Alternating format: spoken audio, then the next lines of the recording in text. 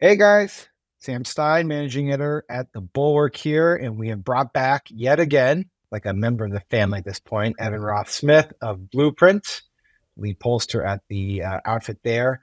Evan, how's it going? It's going great. Thanks for having me back. Only 13 days left. Are you ready for it to end? Are you sad that it might end? I am ready for Elon Musk to send me to Mars. That's what I'm ready for. Sometimes I feel like we're already on Mars. Yeah. Yeah. We're having you come in to talk about a study. We're a little late to it because you released it on the 16th of October, but I actually think there's some direct relevance to this study today. I'll get to that in a second. But the study looks at the best, most effective, persuasive closing arguments that Kamala Harris could make against Donald Trump. You guys ran through a number of them, and there were some really interesting findings. I'm going to go through the top two and then the bottom two, and then I just want you to sort of unpack it first. So the most persuasive argument that Kamala Harris could make against Donald Trump, according to your findings, is this. Quote, nearly half of Donald Trump's cabinet have refused to endorse him. When Trump learned during the Capitol riot that his supporters were threatening to kill his own vice president, he said, so what? And refused to do anything to ensure the vice president was safe. Republican governors, senators, and House members have all said the same thing. We can't give Trump another 4 years as president. This argument had a plus 12 preference effect overall for Kamala Harris and a plus 14 preference effect for independents. The next closest one had to do with Roe versus Wade, noting that Trump appointed the judges who overturned Roe and that abortion bans have happened in 22 states since then. That had a plus 10 preference effect overall for Harris and plus 12 among independents. The least persuasive arguments is kind of interesting because Barack Obama's been making this one on the trail. It has to do with selling Bibles. You're running for president and you're hawking merchandise. Why are you selling a watch? What are you doing? My favorite is the Trump Bible. True story. True story. I mean, it's embossed with his name right on it. Donald Trump edition, right next to Matthew and Luke. Donald. And I'll give you one guess where those Bibles are made. He's Mr. Tough Guy on China, except when it comes to making a few bucks. You cannot make this stuff up. Quote, Trump's God Bless the USA Bibles, which are sold for $59.99 each, are manufactured in China. It's exactly what we should come to expect from Trump attacking China in public while working with them in private to make a profit. That had a negative 14 persuasive effect for Harris. Let's focus first on the more effective ones. Republicans in Trump's cabinet refusing to endorse him. Talk a little bit about why that's so persuasive. Well, in all of these, only a handful of these arguments we tested really work in a meaningful way. And right. We've seen in all of our testing, and I think what the Harris campaign themselves sees is the best thing for Kamala Harris to talk about at any given moment is Kamala Harris and what she's going to do for the country. But you have to talk about Donald Trump. You cannot ignore this guy and pretend he doesn't exist, especially when he's doing things like saying, I wish I had Hitler's generals, right? And so we wanted to go out and see what can you say that is still sticky on this guy who's been in our lives for a decade now, who so many people have made up their minds about. And the stickiest thing is to say all of these Republicans have come out now during this election cycle, say this guy is too dangerous to let back in, whether it's people who worked for him, whether it's people who were in Congress at the time that he was president and are saying you can't do this again. That really does make a difference. And it's interesting because, Democrats always talk about the threat that Donald Trump poses to our democracy and to the future of our country, right, and so on. But coming out of a Republican mouths, that argument is much more persuasive because, of course, Democrats hate Republicans. And you see how well it does with independents, right? Independents assume Democrats don't like Republicans. Republicans don't like Democrats. Of course, they say nasty things about each other. But when Republicans nasty things about Republicans, it works. It's notable because it kind of perfectly lines up with the moment we are in right now. Last night, we're taping this on Wednesday. Last night, we have two articles from The Atlantic and The New York Times, both of which quote John Kelly, Donald Trump's former chief of staff, basically saying this guy, yes, is definitionally a fascist and privately has said he wished he had generals that Hitler had, has no empathy, yada, yada, yada. What's notable about the New York Times one is that they have audio recordings of Kelly saying this. He's not on camera, but there is audio recordings. Certainly an authoritarian, admires people who are dictators. He has said that. So he certainly falls into the general definition of fascist, for sure. Is there a way to grapple with the difference between just quoting someone and also versus hearing it from that person's mouth?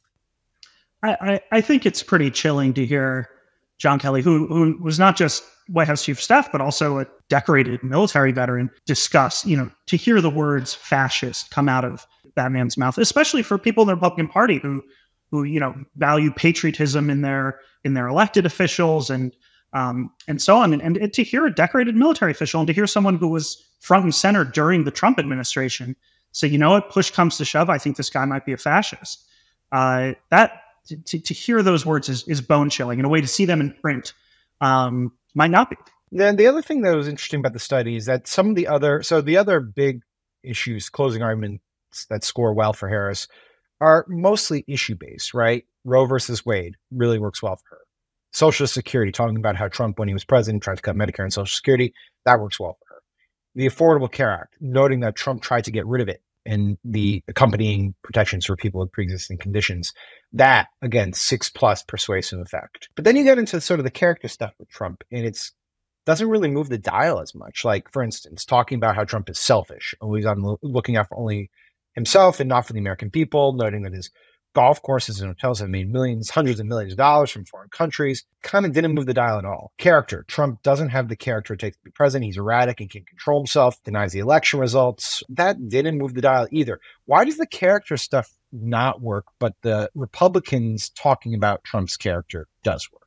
Well, part of it is that messenger effect, right? That right. The last people you'd expect to speak ill of a Republican presidential nominee are other prominent Republicans.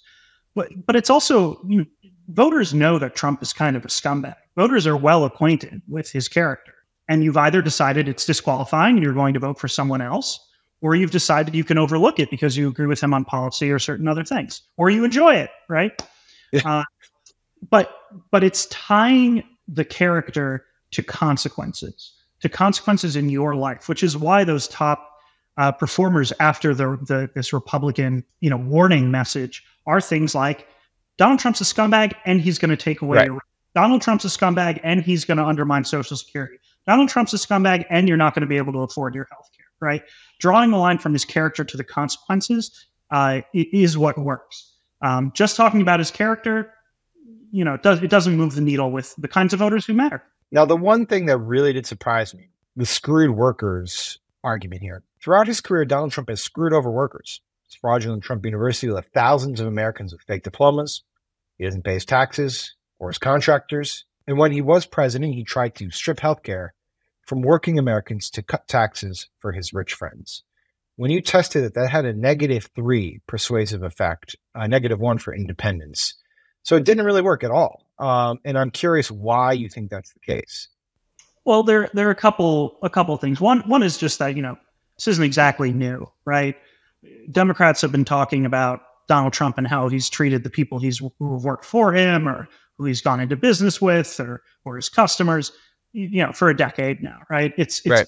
Baked in. So you have to tell people something new in the last 2 weeks of the election if you're going to move them any one way or the other. The other thing is, I just want to characterize the kind of testing we did here. These are all relative preference effects to each other, right? So this is saying, out of this list that we did, here's what really knocked it out of the park. And here's the stuff where, if you have to put an ad up in the closing weeks, do this one, don't do that one, right? Right. I mean, it doesn't move anyone. It just means there's something you could say that would move people even more. And we have seen the Harris campaign in the last couple of days. They've gone up with an ad about Republicans saying, don't trust Donald Trump. And today, a very, very dramatic ad on the consequences of overturning Roe v. Wade. Yeah, the reason that surprised me is because I talked to a lot of Democratic operatives, and through the years, they've made the case that, one of the real mistakes the party made was just sort of letting Trump grab the populist mantle, present himself as a champion of the working class, when in fact, what they've been arguing is that they should have spent the time portraying Trump as a phony populist. What? His ties are made in China. His Bibles are made in China. He's totally fine. relying on foreign workers, except, he campaigns against it. All this stuff that they say make him a phony populist, chip away at that coalition he's built with working class voters. Are you saying that these messages are strictly for a closing argument, and that message actually would work and has worked in the past, but that when you're looking at 2 weeks with the election left, these are the things you got to do? Yeah, that's exactly right. Connecting the dots better on Donald Trump and who he really is and how he's really acted over the years. Yeah, that's a multi-year project that the Democrats, could have done and could have done a better job at. You think? But 13 days left, and I know I talk about this every time we talk, but 500,000 voters who matter in this election, who haven't made up their minds yet, who either split their tickets or flip-flop between the parties every election or are genuinely undecided this late in the game. And live in a swing state, right? That's who we're dealing with. So you have to hit them with the hardest hitting stuff where you don't have to connect too many dots. His fellow Republicans say, don't vote for him. Period. End of story. You don't have to say, well, the Trump Taj, when he built in Atlantic City and he had this contractor, or, the Russian dossier and this, you don't have to tell the whole story. You just have to hit them with something that is convincing, that gets them over the finish line on making a decision about their vote. It's very true. Guy praises Hitler. That packs a punch. Evan, thank you so much, man. Really appreciate it. As always, check out his stuff at Blueprint. Great poll. I bet we can squeeze you in before the election day. We'll have you back on, I'm sure of it. Evan Ross Smith, front of the YouTube page. And as always, please subscribe to our YouTube page, share with your friends and family. Thanks for tuning in.